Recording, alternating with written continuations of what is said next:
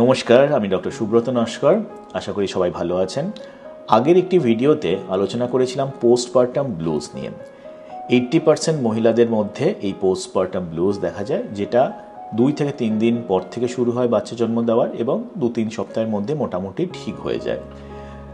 কিন্তু যদি দেখা যায় যে 2-3 সপ্তাহ কেটে গেছে এবং যে সিমটমসগুলো বলেছিলাম সেগুলো কি, সেটা হচ্ছে খিটখিটে মেজাজ বা অত্যন্ত খারাপ মেজাজ, এবং তার ঘুমের প্রবলেম, তার মুড সুইংস, তার খিদে কমে যাওয়া, এগুলো ধীরে ধীরে বাড়ছে। বাচ্চার সাথে বন্ডিং করতে তার প্রবলেম হচ্ছে, এটিও ঠিক হচ্ছে না। এই সমস্যাগুলো বাড়ছে এবং ধীরে ধীরে দেখা গেল 2 সপ্তাহ পেরিয়ে গেছে, অথচ যেন সিভিয়ারিটিটা আস্তে আস্তে বেড়ে যাচ্ছে। তার সাথে অ্যাডিশনাল কিছু প্রবলেম দেখা যাচ্ছে, যেমন আসছে একটা গিল্ট ফিলিং। কেন গিল্ট ফিলিং? না, আমি বাচ্চার প্রপার দেখাশোনা করতে পারছি না এবং বাচ্চাটিকে এই পৃথিবীতে এনে আমি একটি বড় খারাপ কাজ করে ফেলেছি। আমার মধ্যে সেই কনফিডেন্স নেই, আমার মধ্যে সেই মানসিক স্টেবিলিটি বা সেই মানসিক স্ট্রেংথ নেই যেটি সাহায্যে আমি বাচ্চাটি দেখাশোনা করব, তার রেসপন্সিবিলিটি আমি নেব এবং প্রপারলি তাকে বড় করে তুলব। যার ফলে তার মনে হতে থাকে যে আমি বোধহয় একটি খুব বড় খারাপ পাপ কাজ করে ফেলেছি। এবং আনফর্চুনেটলি আমাদের দেশে যখন মা এরকম একটি মানসিক কন্ডিশনের মধ্যে দিয়ে যাচ্ছে, অনেক সময় দেখা যায় যে বাড়ির লোক মহিলাকে এই সময় দোষ দিচ্ছে যে তুমি বাচ্চার দেখাশোনা কেন করছো না, আমরাও তো একসময় মা হয়েছি, আমরাও বাচ্চা দেখাশোনা করেছি, কিন্তু তুমি এ কী করছো, তুমি বাচ্চাকে দেখছো না, বাচ্চাকে প্রপার টাইমে খাওয়াচ্ছ না। এবং যখন এই কথাগুলো হয় এবং তার মাতৃত্ব নিয়ে প্রশ্ন ওঠে, তখন অবভিয়াসলি তার থেকে আসে অত্যন্ত খারাপ লাগা এবং এই যে গিল্ট ফিলিং তার মধ্যে কাজ করছিল যে আমি বোধহয় ঠিক কাজ করিনি, সেটি আস্তে আস্তে বাড়তে থাকে। ধীরে ধীরে এমনও একটা সময় আসতে পারে যখন তার মনে হয় যে আমি যে কাজটা করেছি খুব খারাপ এবং আমি একটি অত্যন্ত খারাপ মানুষ, আমার এটা কাজ করা উচিত হয়নি। অনেক সময় আবার এটাও দেখা যায় যে যখন এই চিন্তাগুলো আসছে, পরবর্তীকালে সেই চিন্তাগুলো আসার কারণে তার একটা গিল্ট ফিলিং হচ্ছে যে এ তো খুব সাংঘাতিক ব্যাপার, আমি নতুন মা হয়েছি, আমার আনন্দ পাওয়ার কথা, কিন্তু আমি বাচ্চার ব্যাপারে এরকম খারাপ কথা ভাবছি। অনেক সময় আবার দেখা যায় যে এতটাই তার মুড চেঞ্জ হয়েছে, সে বাচ্চার ক্ষতি করার চেষ্টা করছে।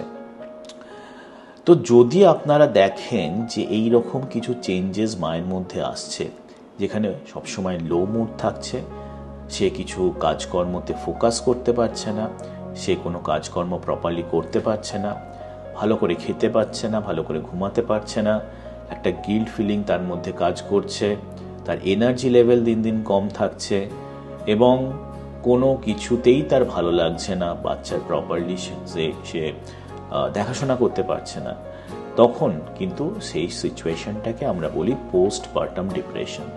এবং পোস্টপার্টাম ডিপ্রেশন একটি খুব সিরিয়াস মেন্টাল হেলথ কন্ডিশন।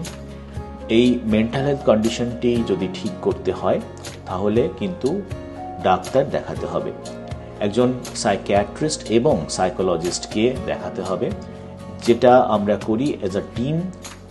পেশেন্টকে ইভ্যালুয়েট করা হয় এবং দেখা হয় যে সেই সময় যখন সে আমাদের কাছে এসেছেন তখন তার কোনটা বেশি প্রয়োজন। ইনিশিয়ালি যদি কম সিভিয়ারিটি থাকে তাহলে কাউন্সেলিংয়ের মাধ্যমে অনেক কিছু সিমটমস ঠিক করা পসিবল। সিবিটি নামক একটি সাইকোথেরাপি দেওয়া হয়।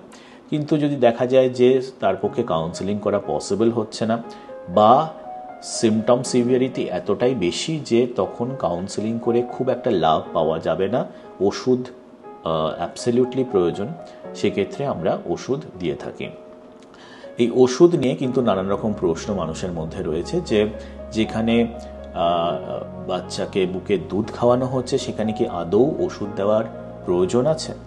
দেখুন, একটা জিনিস মনে রাখতে হবে যে মা যদি ভালো না থাকেন তাহলে কিন্তু বাচ্চাও ভালো থাকবে না। এবং এই যে ট্রিটমেন্টটা যদি এই মুহূর্তে না করা হয়, এর কিন্তু কমপ্লিকেশনস লং টার্ম, অর্থাৎ যদি মা বাচ্চার প্রপার দেখাশোনা করতে এখন না পারে, তাহলে কিন্তু বাচ্চার মধ্যে পরবর্তীকালে ডেভেলপমেন্টাল সমস্যা আসতে পারে। সুতরাং ট্রিটমেন্ট অবশ্যই প্রয়োজন। ওষুধ দিতে হবে কি হবে না সেটা ডাক্তারবাবু ডিসাইড করবেন। অনেক মেডিসিন রয়েছে যেটি এই সময় সেফ এবং দেখা যায় মায়ের বুকের দুধের সাথে বাচ্চার শরীরে প্রবেশ করলেও সেরকম সিগনিফিকেন্ট প্রবলেম হচ্ছে না। বাট সেটি আমরা প্রোজ অ্যান্ড কনস দেখে বিচার করি যে মেডিসিন দেওয়া হবে কি হবে না। যদি দেখা যায় যে এখানে প্রোজ বেশি, অর্থাৎ দিলে বাচ্চা এবং মায়ের ভালো থাকার সম্ভাবনা বেশি, না দিলে খারাপ হয়ে যাওয়ার সম্ভাবনা বেশি, সেক্ষেত্রে আমরা মেডিসিন দিই। তো যদি আপনারা দেখেন যে এরকম কোনো মানুষ আপনার আশেপাশে রয়েছে, তাহলে অবশ্যই এই ইনফরমেশনটা শেয়ার করুন তার সাথে। আপনাদের পরিবারের মধ্যে কারোর এরকম প্রবলেম হচ্ছে, তাহলে তাকে অবগত করুন এবং অবশ্যই তাদেরকে মোটিভেট করুন ডাক্তারি পরামর্শ নিতে। আশা করি এই ভিডিও আপনাদের ভালো লাগলো। আপনারা সবাই ভালো থাকবেন। নমস্কার।